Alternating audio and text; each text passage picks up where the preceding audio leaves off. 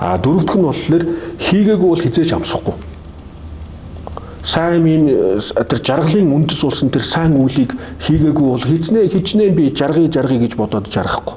Нэг өнгой байдаг шин. Нэг хүн бурхнаас мөнгө гуйгаал гэсэн гинэ. Тэгсэн чинь нэг өдөр нөгөө бурхан нь гинт ам ороо гинт үг хэлсэн гэж. Чи ядаж суглааж болох нь аваач гэж. Ямар нэг юм хийгээч гэсэн үг. Ямар нэг юм хийх юм бол үр дагавар нэлэх гээд байна шүү дээ. Юу ч хийхгүй зуур сууж байгаа жаргана гэж байхгүй шүү дээ. Тэгэхээр ямар нэг тэр жаргалын үндэс болсон тэр сайн үйлийг заавалж хийх ёстой. Энэ дөрвөн зарчмыг бид нар одоо сайн ойлгож авч чадах юм бол бидний амьдрал эмх цэгцтэй болно. Бид нар хариуцлагатай болно. Итгэл найдвартай болно.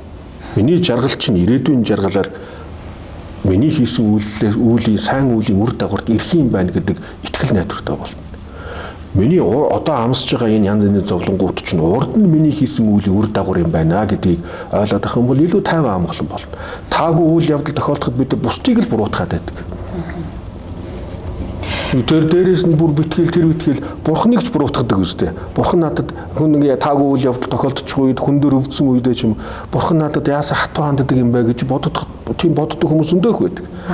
Биш бурхан буруутай юм биш. Би өөрөө ямар нэгэн урд нь ямар нэгэн буруу юм хийгээл түүнийх үр дагаврыг би өөрөө амсаад байна гэсэн үг байхгүй юу?